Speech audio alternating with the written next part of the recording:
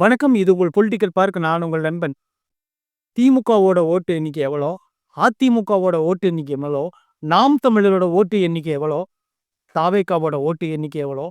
BJP, Congress, தேமுதிக நெறைய பேர் இருக்கிறாங்கல்ல. பாமக இவங்களுடைய ஓட்டு எண்ணிக்கைலாம் எவ்வளோ? எந்தெந்த சதவீதம் எப்படி பிரியும்? இதுக்கு முன்னாடி எந்த கட்சி ஓட்டு எண்ணிக்கை அதிகமா வாங்கியிருக்காங்க? இந்த எஸ்ஐஆருக்கு அப்புறம் இந்த ஓட்டுகள்லாம் எப்படி சரியும்? அப்படிங்கிறது டீட்டெயிலா ஒரு சின்ன வீடியோவா நான் கிரியேட் பண்ணிக்கிறேன். இந்த வீடியோவ நீங்க முழுசும் பார்த்தீங்கன்னா தான், இந்த வீடியோவுல நான் என்ன சொல்ல வரேன் அப்படின்னு சொல்லிட்டு உங்களுக்கு தெரியும். So okay. இப்ப நம்ம வீடியோக்குள்ள போலாம். அதுக்கு முன்னாடி நம்ம சேனல சப்ஸ்கிரைப் பண்ணி வச்சுக்கோங்க.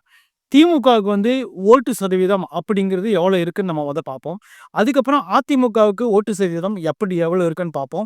அதுக்கு முன்னாடி மொத்த ஓட்டு எண்ணிக்கை எவ்வளோன்னு பார்ப்போம். ஏன்னு கேட்டிங்கன்னா, மொத்த ஓட்டுகள் எவ்வளோன்னு சொல்லிட்டோம்னா தான், உங்களுக்கு இந்த ஓட்டுகள் எப்படி பிரியும் அப்படிங்கிறத நம்ம ஒரு கன்ஃபார்ம் பண்ணிக்கலாம். மொத்தம் 65% ஓட்டு தான் போன எலக்ஷன்ல சேவ் ஆயிருக்குது அப்படின்னு சொல்லிட்டு உங்களுக்கு எல்லாத்துக்குமே தெரியும். இப்ப இந்த டைம் 65% ஓட்டு பதிவாகுமா அப்படிங்கிறது பார்ப்போம். அதுக்கு முன்னாடி ஓட்டுனுடைய மொத்த தொகை எவ்வளோன்னு நான் சொல்லிடுறேன். கிட்டத்தட்ட பார்த்தீங்கன்னா 6,36,00,000 பேருக்கு மேல ஓட்டர்ஸ் இருக்காங்க மொத்தமா. ஏன்னு கேட்டிங்கன்னா, தமிழ்நாட்டுல 6,00,00,000 பேருக்கு 6,50,00,000 கிட்டத்தட்ட. அவங்க 6,36,00,000 பேருக்கு மேல இருக்கிறாங்க ஓட்டர்ஸ். சரி, ஓகே. இவங்கள ஆண்கள் எவ்வளோ அப்படின்னு நான் பிரிச்சு பார்க்கலாம். ஆண்கள் எவ்வளோன்னு பார்த்தீங்கன்னா, 3,11,00,000 பேர் ஆண்கள் ஓட்டு இருக்கு. அப்புறம் பார்த்தீங்கன்னா, ஆண்கள் அப்படின்னா பார்த்தீங்கன்னா எப்படின்னா, அ ஆண்களுக்குன்னு ஒரு சதவீதம் இருக்கும்ல. அந்த ஆண்கள் சதவீதத்த தாண்டி, இப்போ பெண்கள் ஓட்டு எவ்வளோன்னு பார்த்தீங்கன்னா, 3,24,00,000 பேர். அதாவது 14,00,000 பேர் பெண்கள் அதிகமா இருக்கிற நாடு தான் தமிழ்நாடு. பெண்கள் ஓட்டு இந்த எலக்ஷன்ல அதிகமா இருக்க போகுது அப்படின்னு சொல்லிட்டு நம்ம நம்பலாம். இப்பன்னு கேட்டீங்கன்னா, ஆண்கள் ஓட்ட விட பெண்கள் ஓட்டு ஒரு 14,00,000 பேர் அதிகமா இருக்காங்க அப்படின்னு சொல்லிட்டு நம்ம நம்பலாம்.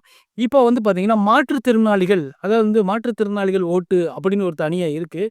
அவங்க ஓட்டு எவ்வளோன்னு பார்த்தீங்கன்னா, 4,78,000 ஓட்டுகள் இருக்குது. மாற்றுத்திறனாளி இருக்கிறவங்க ஓட்டு போடுறவங்க 4,78,000 பேர் மாற்றுத்திறனாளிகள் இருக்காங்க. அதுபோக அதர்ஸ் திருநங்கையா மாறினவங்க, அப்புறம் வேறு விதமா அது ஒரு அதர்ஸ் அப்படிங்கிற ஒரு காலம் இருக்கும். அவங்க நம்ம தப்பா சொல்லக்கூடாது. ஏன்னா திருநங்கைகள் அவங்க ஓட்டு பார்த்தீங்கன்னா 9,120 ஓட்டுகள் தான் இருக்கு. அந்த மாரி ஓட்டு தான் அவங்க வச்சிருக்கிறாங்க. 9,120 ஓட்டுகள் தான் அவங்களது இருக்கு. இப்ப சூழ்நிலை மட்டும் தான் நான் சொல்றேன். எஸ்ஐஆர் வந்ததுக்கப்புறம் ஒருவேளை டிஃபரெண்ட் ஆகலாம். இப்ப நான் இருக்கிற சூழ்நிலையை சொல்லிட்டு இருக்கேன். அடுத்து பார்த்தீங்கன்னா, நியூ வோட்டர்ஸ் அதாவது புது வோட்டர்ஸ் யாருன்னு பார்த்தீங்கன்னா, இப்போ எனக்கு 18 வயசு ஆயிருச்சு. நான் பதியணும் அப்படிங்கிறதுக்காக 18 வயசு ஃபில்லப் பண்ணவங்க எல்லாருமே பதிஞ்சிருப்பாங்க. இப்ப அந்த வகையில நியூ வோட்டர்ஸ் அதாவது ஜென்சி அப்படிங்கிற சொல்லக்கூடிய அந்த வோட்டர்ஸ் எவ்வளவுன்னு பார்த்தீங்கன்னா, 4,10,000 பேர் புது வோட்டர்ஸ். நியூவா ஓட்டு போட போறாங்க. இந்த இந்த வருஷம் ஓட்டு போடுற ஆளுங்க 4,10,000 பேர் இந்த எலக்ஷன்ல ஓட்டு போட போறாங்க. அப்படின்னு சொல்லிட்டு நியூ சர்வே ஒண்ணு சொல்லுது. இதுக்கப்புறம் எஸ்ஐஆர் ஃபார்ம் அவங்க கன்ஃபார்ம் பண்ணி இதில மறுபடியும் ஒரு ரீகலெக்ஷன் பண்ணா தான், இதில மீதி எத்தனை ஓட்டுகள் கரெக்ட்டா இருக்கு அப்படின்னு சொல்லிட்டு தெரிய வரும். இது நான் ஒரு அப்ராக்ஸிமென்ட்டா உங்களுக்காக எடுத்து சொல்றது தான் இந்த ஒரு பதில். சரி, ஓகேப்பா. இது தமிழ்நாட்டினோட நிலைப்பாடு, ஓட்டு நிலைப்பாடு இவ்வளோதான். இதுக்கப்புறம் திமுகவுக்கு எவ்வளோ இருக்கும்? அதிமுகவுக்கு எவ்வளோ இருக்கும்? அப்படின்னு சொல்லிட்டு நம்ம பார்ப்போமா? அப்படி பார்த்தீங்கன்னா, அதிமுகவுடைய ஓட்டுகள் பெர்மனன்ட்டா அதாவது திமுகவுக்குன்னே போடக்கூடிய ஓட்டுகள் 18% இதில அடங்கியிருக்கு. ஒரு 100% நம்ம வச்சுக்கலாம். ஏன்னு கேட்டீங்கன்னா, 100% அப்படிங்கிறது ஒரு முழுமையான ஒரு நம்பர். ஏன்னா நம்ம அத வச்சுக்கிட்டோம்னா தான் சதவீதத்தில நம்ம பார்க்கும்போது கரெக்ட்டா நம்மளுக்கு டிக்ளேர் ஆகும். இப்போ பார்த்தீங்கன்னா, 18% ஓட்டு எப்பவுமே திமுகவுக்கு மட்டும் தான் கிடைக்கும். அத தாண்டி வேற எந்த ஒரு கட்சிக்கும் அவங்க போட மாட்டாங்க. பரம்பரை ஓட்டு திமுகவுக்கு அப்படி சொல்லக்கூடிய ஆட்கள், கட்சிக்கார ஆட்கள், கட்சி சார்ந்த ஆட்கள், கட்சிக்காக வேலை செஞ்சவங்க, கட்சியினுடைய அடிமட்ட தொண்டர்லருந்து மேலிடம் வரைக்கும் எல்லா இடத்துலயுமே மொத்தமா சேர்ந்து தமிழ்நாடு ஃபுல்லாவே பார்த்தீங்கன்னா, 18% ஓட்டு அ திமுகவுக்கு டெஃபினட்டா கிடைக்கும். அவங்க வேலை செய்றாங்க, செய்யல, அவங்க என்ன பண்றாங்க அதெல்லாம் நம்மளுக்கு தேவையே இல்ல. ஆனா 18% ஓட்டு திமுகவுக்கு கண்டிப்பா கிடைக்கும். அதுதான் இந்த 18. ஓகே. அப்ப அதிமுகவுக்கு எவ்வளோ கிடைக்கும்னு பார்த்தீங்கன்னா, அதிமுகவுக்கு 16% ஓட்டு டெஃபினட்டா கிடைக்கும். ஏன்னு கேட்டீங்கன்னா, அவங்க 16% ஓட்டையும் அப்படியே அலுங்காம, குலுங்காம, அப்படி சிந்தாம, சிதறாம அப்படியே வச்சு உட்கார்ந்திருப்பாங்கல்ல, அந்த மாரி ஆளுங்க தான் அதிமுககாரங்க. அவங்களுக்கு பிறந்ததிலிருந்தே நான் அதிமுக தான் போடுறேன். எம்ஜிஆருக்கு தான் போடுறேன். ஜெயலலிதாவுக்கு தான் போடுறேன். ஆ எடப்பாடி ஐயாவுக்கு தான் போடுறேன்னு சொல்லிட்டு சொல்றாங்க பார்த்தீங்களா? ஐயா எம்ஜிஆர் இருந்த காலத்துல ஆரம்பிச்சு இன்னுமே ரெட்டாய் வந்து எம்ஜிஆர் ஆண்டு தான் ஆண்டுட்டு இருக்காரு. அப்படின்னு நினைக்கக்கூடிய ஆட்கள் சில பேர் இருக்கிறாங்கல்ல, அவங்களுக்காக நான் சொல்றேன். அவங்க பரம்பரையா அண்ணன், தம்பி, அக்கா, தங்கச்சி அல்லது பாட்டன், பாட்டி, தாத்தா, அப்பா அந்த மாரி ரேஞ்சுல வந்து அதிமுக மட்டுமே கண்மூடித்தனமா நம்பக்கூடிய ஒரு கேட்டகரி சுத்தமா இருக்கு. ஏன்னு கேட்டீங்கன்னா, அவங்க வந்து எப்பயுமே அதிமுகவுக்கும் போடுவாங்க. திமுக ஆதரவாளர்கள் எப்பவுமே கலைஞர் இருக்க வரலும் சரி, அண்ணா இருக்க வரலும் சரி, எல்லா டைமும் திமுக தான் போடுவாங்க. அதே போல தான் இந்த அதிமுகல இருக்கிறவங்க எப்பயுமே எம்ஜிஆர தாண்டி அவங்களுக்கு வந்து அதிமுக அப்படிங்கிற கட்சி வேற யாருகிட்ட இருக்குன்னு தேவையே கிடையாது. ஆனா அதிமுக தான் போடுவாங்க. அதனால அதிமுக வந்து இப்போ வச்சிருக்கிற ஓட்டு வங்கி எவ்வளோன்னு பார்த்தீங்கன்னா, 16% வச்சிருக்கு. திமுகவ விட 2% கம்மியா தான் வச்சிருக்கு. அதுக்கு காரணம் என்னன்னு பார்த்தீங்கன்னா, அம்மாவுடைய ஆட்சியில அம்மா வந்து இருக்கப்போ 18, 18 ஈவனா இருந்துச்சு. இப்போ வந்து அம்மா இறந்ததுனால ஒரு 2% வாக்குகள் வந்து அதிருப்தியால கலைஞ்சிட்டாங்க. கலைஞ்சு போனாங்க. வெளியில எங்கேயும் போகல. பக்கமா தான் நிக்கிறாங்க. இவங்களையும் இழுக்கணும் அப்படின்னு சொன்னா, அதிமுக இன்னும் கொஞ்சம் இறங்கி வேலை செய்யணும். அவ்வளோதான் வேற ஒண்ணும் இல்ல. இந்த 2% கூட ஏற்றத்தாழ்வு சின்ன ஒரு இடம் தான். அவ்வளோதான் வேற ஒண்ணும் இல்ல. சரி ஓகேப்பா. இவங்க 2 பேரும் 18, 16ல இருக்கிறாங்க. அடுத்ததா யார் இருக்கிறாங்கன்னு பார்த்தீங்கன்னா, சிறுபான்மை மக்கள் அப்படின்னு சொல்லக்கூடிய அந்த ஒடுக்கப்பட்ட பட்டியலின மக்கள், ஆ கிறிஸ்டின்ஸு, முஸ்லிம்ஸு அப்புறம் வந்து பார்த்தீங்கன்னா, ஆ இதர ஆட்கள் வந்து என்ன பண்றாங்கன்னு பார்த்தீங்கன்னா, அவங்களோட பலம் தான் அதிகமா இருக்கு. இப்ப இவங்க 2 பேர் கட்சியும் சிறுபான்மை ஓட்ட யாரு கேதர் பண்றாங்களோ, அவங்க தான் டெஃபினட்டா முதலமைச்சர். அப்படிங்கிற ஒரு நம்பிக்கை தான் அவங்களுக்கு. வேற ஒண்ணும் கிடையாது. இப்ப அவங்க வந்து எவ்வளோ இருக்காங்கன்னு பார்த்தீங்கன்னா, 38% இருக்காங்க. 38% யார் இருக்காங்கன்னு பார்த்தீங்கன்னா, இந்த சிறுபான்மை மக்கள், கிறிஸ்துவ மக்கள் அவங்ககிட்ட ஒரு கணிசமான ஒரு ஓட்டு வங்கி இருக்கு. இப்போ வந்து இஸ்லாமிய மக்கள் அவங்ககிட்ட கணிசமான ஒரு ஓட்டு வங்கி இருக்கு. இது போக பட்டியலின மக்கள், அருந்ததிய மக்கள் அப்படின்னு சொல்லிட்டு அவங்கள ஒரு பெரிய கேட்டகரி வச்சிருக்காங்க.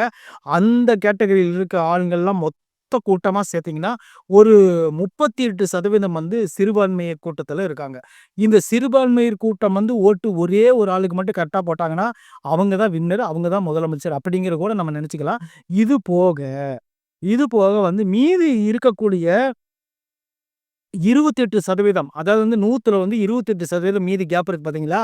இப்போ வந்து ஆ திமுக வந்து 18%, அதிமுக 16%, சிறுபான்மை மக்கள் வந்து 38%. இப்ப மீதி இருக்கக்கூடிய அந்த 28% இருக்கு பார்த்தீங்களா? அந்த 28% தான் இதர கட்சிகள் எல்லாமே வச்சிருக்கு. எல்லாம் ஒரு பேக்கேஜா வச்சிருக்காங்கன்னு வச்சுக்கோங்களேன். இதுதான் வந்து தமிழ்நாட்டு அரசியலோட ஓட்டு வங்கியோட எல்லா காலத்துக்கும் நடக்கக்கூடிய ஒரு மிகப்பெரிய ஒரு சப்ஜெக்ட்.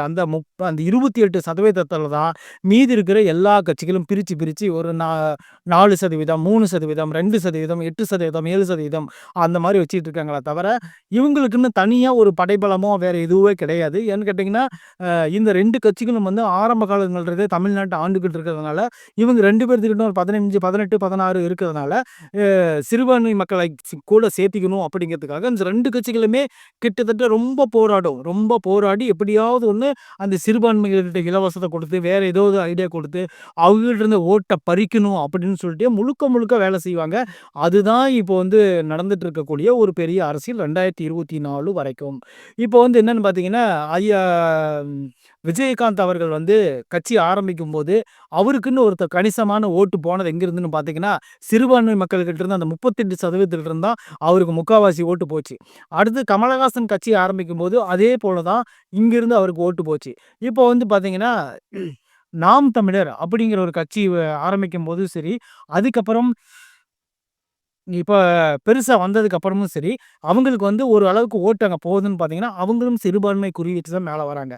இப்ப சிறுபான்மை வச்சு அவங்க வந்தாலும் கூட, இப்ப இருக்கிற அவங்களோட பேர வந்து என்ன பண்ணாங்கன்னு பார்த்தீங்கன்னா, பெரியார் எதிர்ப்பாகட்டும், அருந்ததியர்களுடைய எதிர்ப்பாகட்டும், இவங்கள எல்லாத்துக்கும் சேர்த்து இப்போ வந்து அதிகமா அவங்கள வந்து ஏன் அப்படின்னு சொல்லிட்டு அவங்க ரொட்டேட் பண்ணி பேசுனதுனால, இப்போ வந்து அந்த ஓட்டுகளும் சிதறக்கூடிய வாய்ப்புல அவங்க உட்கார்ந்துருக்காங்க. சரி ஓகே அது இருக்கட்டும். அதுக்கப்புறம் வந்து பார்த்தீங்கன்னா, இப்போ மீதி இருக்கிற கட்சிகள் சொன்னோம் பார்த்தீங்களா? பிஜேபி ஆகட்டும், காங்கிரஸ் ஆகட்டும், தேமுதிக, நாம் தமிழர், அப்புறம் வந்து பார்த்தீங்கன்னா, பாமக, அமமுக, அப்புறம் வந்து நெறைய கட்சிகள் இருக்கு தமிழ்நாட்டுல. அதாவது தமிழ்நாட்டுலன்னு பார்த்துக்கிட்டிங்கன்னா, ஒரு மரத்துக்கு ஒரு கட்சி வச்சா கூட, அ கட்சிகள் தான் அதிகமா இருக்கும். மரங்கள் கம்மியா இருக்கும். அந்த மாரி நம்ம எடுத்துக்கலாம். அந்த மாரி இப்போ மரங்கள விட கட்சிகள் அதிகமாயிருச்சு. அந்த மாரி ஒரு ஜாதிக்கு ஒரு கட்சி, வீதிக்கு ஒரு சங்கம், இந்த மாரி நடந்துகிட்டு இருக்கு. சரி, அதெல்லாம் நம்மளுக்கு தேவையில்லாத வேல. சரி, ஓகே. இவங்க கிட்ட இருக்கிற கட்சிகள் வந்து மொத்தம் வந்து 28% வந்து இவங்க கிட்ட இருக்கு. இந்த 28% கட்சிகள் வந்து என்ன ஒரு 4% 5% 8% 7% இருக்கு பார்த்தீங்களா? இவங்க என்ன பண்றாங்கன்னு பார்த்தீங்கன்னா, ஒரு குறிப்பிட்ட தொகை பெரிய கட்சிகள்ட்ட வாங்கிட்டு, என்கிட்ட ஒரு 4% ஓட்டு இருக்கு. நான் உனக்கே போட சொல்றேன்னு சொல்லிட்டு போய் கூட்டணி வச்சுக்குவாங்க. கூட்டணி வச்சோனே என்ன ஆகுதுன்னு பார்த்தீங்கன்னா, அந்த 18% இருக்கு பார்த்தீங்களா? கிட்டத்தட்ட வந்து பார்த்தீங்கன்னா கூட அந்த 18% வந்து திருமாவளவன வந்து கூட போனதுக்கு அப்புறம் வந்து இப்ப 23ஆ மாறியிருக்கு. அதாவது 5% ஓட்டு வந்து அதிகமாயிருக்குன்னு அர்த்தம். இப்போ வந்து பாமக வந்து இதே போல அதிமுகவோட போச்சுன்னா, இவரு 20% ஓட்டு அதிகமாகும். ஏன்னு கேட்டீங்கன்னா, பாமகனோட வெயிட் அதிகம். விசிகனோட வெயிட் அத விட கொஞ்சம் அதிகம். இப்போ வந்து 2 பேரும் சேர்ந்தா கூட 2 பேரும் ஒற்றுமையா நின்னா, இவங்க 2 பேத்துக்குள்ள இருக்கிற பலத்த நிரூபிக்கலாம். ஆனா, இவங்க 2 பேரும் ஒண்ணா சேர மாட்டாங்க. சேரவும் விட மாட்டாங்க. சரி, ஓகே. அது தனி அரசியல். அவங்களுக்குன்னு அரசியல். அது நம்மளுக்கு தேவையில்லாத வேல. சரி, அதுக்கப்புறம் நான் இன்னொன்னு சொல்றேன் கேட்டுக்கோங்களேன். இந்த ஓட்டுகள் எல்லாம் இந்த அளவுக்கு தனித்தனியா பிரிஞ்சிருக்கு. 18, 16 அப்புறம் வந்து பார்த்தீங்கன்னா, 38 அடுத்து வந்து பார்த்தீங்கன்னா, 28 அப்படின்னு சொல்லிட்டு தனித்தனியா பிரிஞ்சிருக்கு பார்த்தீங்களா? இந்த 4 ஓட்டுன்னு வச்சுக்கோங்களேன். இப்ப திமுகங்கும்போது ஒரு 18, அதிமுக பார்த்தா 16, அடுத்து வந்து பார்த்தீங்கன்னா, சிறுபான்மை ஓட்டு அப்படிங்கும்போது ஒரு 38, இந்த பக்கம் பார்த்தீங்கன்னா, அ இதர கட்சிகள் ஓட்டு வந்து 28. இப்ப 4 கட்சியும் சேர்ந்து, இப்போ ஒரு கட்சி வந்து எல்லா ஓட்டுகள்ல இருந்தும் பாதி, பாதி, பாதி, பாதி எடுக்க போகுது. அது எந்த கட்சின்னு பார்த்தீங்கன்னா, தாவேகா. விஜய் கட்சி தான் அத எடுக்க போகுது. ஆ குறிப்பா சொல்லப்போனா, விஜய் கட்சி என்ன பண்ண போகுதுன்னு பார்த்தீங்கன்னா, முதல்ல கை வைக்கிறது எங்க தெரியுமா? இந்த 38% இருக்கு பார்த்தீங்களா? இந்த 38% இருக்கிற இந்த பகுதிய வந்து அழகா தூக்கப் போகுது. அழகா தூக்கப் போகுதுன்னா, 38% இருந்து கிட்டத்தட்ட வந்து பார்த்தீங்கன்னா, 20% ஓட்ட வந்து இந்த தாவேகா எடுக்கப் போகுது. அப்படிங்கிறது டெஃபனட்டா நம்ம நம்பலாம். மீதி இருக்கக்கூடிய அந்த 18% அல்லது நான் சொல்லுகிறேன் 20% மீதி வந்து எல்லாத்தையும் பிரிச்சு கொடுக்கப்படும். சரி, ஓகே, இருக்கட்டும். இதர கட்சிகள் இருக்கு பார்த்தீங்களா? இதுல வந்து ஒருவேள பாமகவோ, தேமுதிகவோ, அமமுகவோ சேர்ந்துச்சுன்னா, அதிலிருந்து கொஞ்சம் ஓட்டுகள் வந்து விஜய் சாருக்கு கிடைக்க வாய்ப்பு இருக்கு. சரி, ஓகே. இது இவ்வளவுதான்ப்பா. இதுக்கப்புறம் வேற எதுவும் நடக்காதுல்ல அப்படின்னு சொல்லி நீங்க நினைக்கலாம். இதுக்கப்புறம் தான் மிகப்பெரிய ட்விஸ்ட்டே இருக்கு. இப்ப அதிமுக இருக்கு பார்த்தீங்களா? அதிமுகவிலிருந்து 16% சொன்னேன் பார்த்தீங்களா? அந்த 16%ல வந்து கிட்டத்தட்ட விஜய் சார் எடுக்க போற ஓட்டுகள் எவ்வளோன்னு பார்த்தீங்கன்னா, அதாவது 4%க்கு மேல எடுப்பார். அதுதான் நிஜமான உண்மை, நிதர்சனமான உண்மை. அதுக்கு காரணம் என்னன்னு தெரியுமா? அதிமுகவ பெரும்பாலும் விரும்பினது யாருன்னு பார்த்தீங்கன்னா, அருந்ததிய மக்களும், ஆதி திராவிட மக்களும், பட்டியலின மக்களும் அல்லது கிறிஸ்தவ மக்களும் இந்த மாரி ஆட்கள் தான் அதிமுகவ அதிகமா விரும்புனாங்க. குறிப்பா பார்க்கணும்னா திமுக விரும்பினதுக்கு காரணம் கூட இஸ்லாமிய மக்கள் வந்து அதிகமா திமுக விரும்புவாங்க. இஸ்லாமிய மக்களும் அண்ட் கிறிஸ்துவ மக்களும் என்னன்னா, திமுகவ ரொம்ப விரும்புவாங்க. இப்ப கிட்டத்தட்ட வந்து பார்த்தீங்கன்னா, திமுகனுடைய ஒரு ஒரு 10% பலம் யாருன்னு பார்த்தீங்கன்னா, கிறிஸ்டியன் வோட்ஸ் தான். இப்ப கிறிஸ்டியன் ஓட்டையும் டக்குன்னு புடுங்குறாரு. இப்ப அதிமுக கிட்ட இருந்தும் டக்குன்னு புடுங்குறாரு. இப்போ வந்து இவங்க கிட்ட இருந்தும் ஒரு பெரிய அ தொகை எடுக்குறாரு. இப்போ இவங்க கிட்ட இருந்தும் கிட்டத்தட்ட கட்சிகள் ஏதோ ஒரு கூட்டணி கட்சிகள் வந்துச்சுன்னா, இவங்க கிட்ட இருந்தும் எடுக்குறாரு. சரி, ஓகே. இந்த 4 இடத்துல இருந்தும் ஓட்டுகள் தனித்தனியா இருக்கு. இப்ப நாம் தமிழருக்குன்னு ஒரு 8% இருக்கே. அது எப்படி? அப்படின்னு சொல்லிட்டு நீங்க கேட்கலாம். 36,00,000 ஓட்டு வாங்கினேன், 36,00,000 ஓட்டு வாங்கினேன்னு மேடைக்கு பேசிட்டு இருக்கக்கூடிய நாம் தமிழரான கட்சிகள் வந்து, அவங்க நிலைப்பாட்டிலேயே கரெக்ட்டா போயிருந்தாங்கன்னா, இப்போ வந்து இவங்க கிட்ட இருக்கிற ஓட்டுகள் எல்லாமே, இப்போ விஜய் சார் பதிலா அப்படியே ரொட்டேட் பண்ணி, நாம் தமிழருக்கு வந்து கிடைக்க வேண்டிய ஓட்டுகள் தான். எந்த மாற்று கருத்தும் கிடையாது. ஏன்னா, இவங்க என்ன பண்ணா, ஒரு நிலைப்பாட்டுல இல்லாம விஜய ஆதரிச்சு பேசவே கூட வேணாம். விஜய் பேசாம இருந்தாவே அவங்களுக்கு ஓட்டு கிடைச்சிருக்கும். இப்ப என்னன்னா, விஜய் வந்து அவங்க அதிகமா அட்டாக் பண்றதுனால அப்படியே ரொட்டேட் ஆயி, பூரா ஓட்டுகளும் வந்து விஜய் சாருக்கு கிடைக்கக்கூடிய வாய்ப்பு 100% இருக்கு. இப்ப வந்து பார்த்தீங்கன்னா, நாம் தமிழர் கட்சிக்கு வந்து கிட்டத்தட்ட வந்து பார்த்தீங்கனாலும், அதாவது என்ன சொல்றது, 36,00,000 ஓட்டுல ஒரு 20,00,000 ஓட்டு கிட்டத்தட்ட வந்து பார்த்தீங்கன்னா, விஜய் சாருக்கு வந்து சேர்றதுக்கூடிய வாய்ப்பு இருக்கு. அப்படிங்கிறது தான் நம்மளுடைய கருத்து கணிப்பா இருக்கு. சரி ஓகே. எப்படி சுத்தி பார்த்தாலும் வந்து இது வந்து டெஃபினட்டா ஒரு 2 முனை போட்டியா தான் இருக்கும். 4 முனை போட்டி அப்படின்னு சொல்லிட்டு நான் வாய்ப்பே கிடையாது. ஏன்னு கேட்டீங்கன்னா, பிஜேபி கிட்ட இருக்கிற ஓட்டையும், அதிமுக கிட்ட இருக்கிற ஓட்டு 2யும் கூட்டுனா கூட, அதாவது வந்து விஜய் அ திமுகவோடைய ஒரு பகுதியா சொன்னோம் பார்த்தீங்கன்னா, 18% ஓட்டு அந்த அளவுக்கு கூட இப்ப வந்து வாய்ப்பு குறைவு தான். சரி ஓகே. அது இருக்கட்டும். நாம் தமிழருக்கு ஓட்டு வங்கிங்கிறது வந்து 21 வரலும் இருந்துச்சு. இப்போ வந்து 24க்கு மேல வந்து பார்த்தீங்கன்னா, இவங்க எடுத்த நிலைப்பாடு வேற மாரி இருந்தனால, இப்ப என்னன்னா பெரியார் எதிர்ப்பு வேற கூட சேர்த்துக்கிட்டாங்கல்ல, இன்னும் வந்து சரிவு தான் ஏற்படும். இன்னும் நம்ம சொல்ல போனோம்னா, இவங்க வந்து எல்லாத்தையும் தாண்டி விஜய் சார் வந்து இந்த தேர்தல ஜெயிப்பாராங்கிறத ஒரு கேள்விக்குறி தான். திமுகவ அவரு இன்னும் அ பாயிண்ட் பண்றதுக்கு இன்னும் நெறையா ஸ்டெப் எடுக்கணும். நெறைய ஸ்டெப் எடுத்து இனிமேல் வரக்கூடிய காலங்கள்ல அவர் எப்படி வந்து அ தா அட்டாக் பண்றாரு அப்படிங்கிறத பார்த்துட்டு, நாம வந்து அடுத்த வீடியோ நம்ம போடுவோம். இதுதான் இப்ப இருக்கிற தமிழ்நாட்டோட நிலைப்பாடு. சப்போஸ் அடுத்த வாரம் வேற மாரி கூட மாறலாம். அதுக்கு நான் வந்து அடுத்த வாரம் அந்த வீடியோ போடுறேன். இப்ப இந்த வீடியோ பார்த்து நீங்க என்ஜாய் பண்ணுங்க. நன்றி, வணக்கம்.